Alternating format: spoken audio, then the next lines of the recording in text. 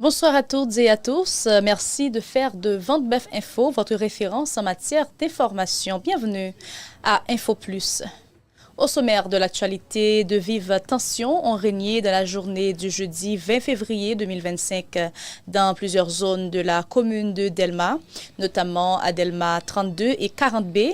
Ces protestations sont des œuvres des habitants de Solino qui pressent les autorités à adopter des dispositions pour faciliter le retour dans leur quartier contrôlé par les gangs armés.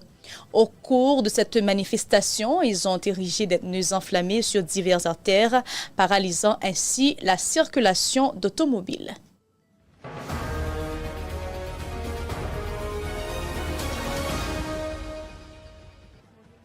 Le Bureau des Affaires internationales de stupéfiants et d'application de la loi INL des États-Unis a annoncé la livraison de 20 véhicules blindés de transport de troupes à la mission multinationale d'appui à la sécurité MMAS en Haïti. Cette initiative fait partie d'un engagement continu pour renforcer la sécurité du pays en soutenant la force multinationale déjà déployée sur le terrain.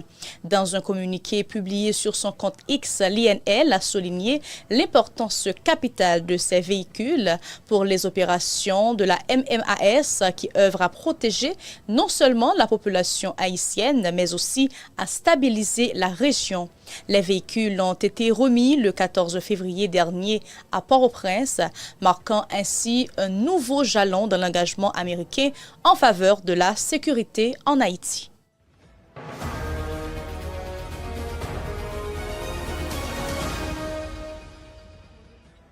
La Fédération haïtienne de football FHF a officialisé la nomination de Frénon Baptiste à la tête de la sélection haïtienne féminine U20 selon une note de la FHF publiée le 19 février 2025.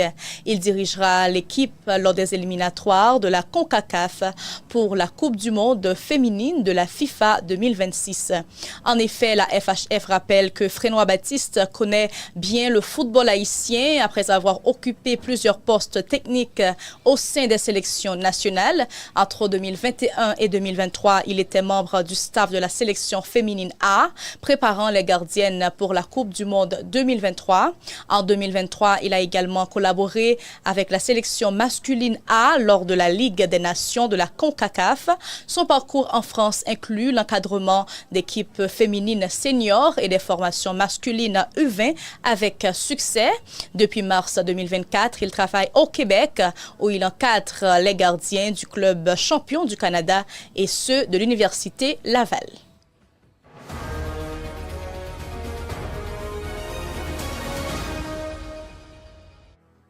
La police nationale d'Haïti, PNH, à travers la direction départementale du Centre informe avoir procédé le lundi 17 février 2025 à l'interpellation des nommés d'Orville Jackson, Maryland Jefté, Luvenson Aurélien, Franz Catilus, Saint-Île Renald et Louis Ricardo, âgés respectivement 27, 23, 22, 22 et 19 ans pour escroquerie.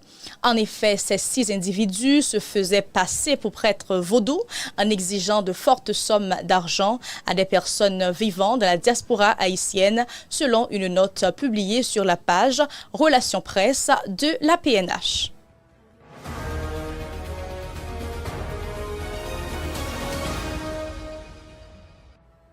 L'information à l'étranger, Madame, Monsieur, le Hamas a remis jeudi à la Croix-Rouge les dépouilles de 4 otages, Shiri Biba, ses enfants Ariel et Kafir, et Oded Lifshitz, devenus des symboles de l'effroi qui a saisi Israël lors des attaques terroristes du 7 octobre.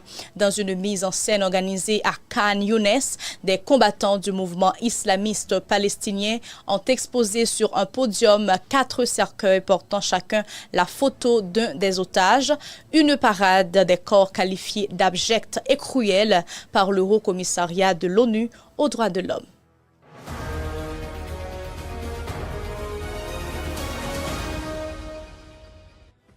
Nous sommes toujours à l'étranger. Les pays baltes renforcent leur défense face à la menace russe et au déclin de l'OTAN. Alors que la Russie et les États-Unis débattent seuls de l'avenir de l'Ukraine, les pays riverains de la mer Baltique intensifient leurs préparatifs en vue d'un conflit militaire, craignant que la Russie ne se prépare à une future guerre avec l'OTAN.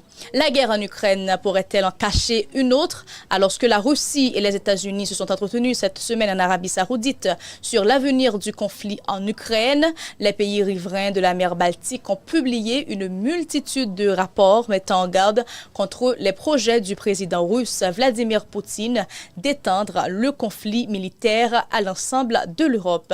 Le service de renseignement extérieur de l'Estonie a averti que la Russie renforçait ses forces armées, laissant craindre une future guerre potentielle avec l'OTAN. Les services de renseignement danois estiment quant à eux que la Russie serait prête à mener une guerre à grande échelle en Europe d'ici 5 ans si elle percevait l'OTAN comme faible. Or, l'affaiblissement de l'alliance transatlantique semble désormais inévitable. Merci d'avoir suivi ce bulletin. Bonne suite de programme. Restez fidèles à VBI parce que tout de suite, vous aurez l'émission Cette vérité avec Evans Nelson.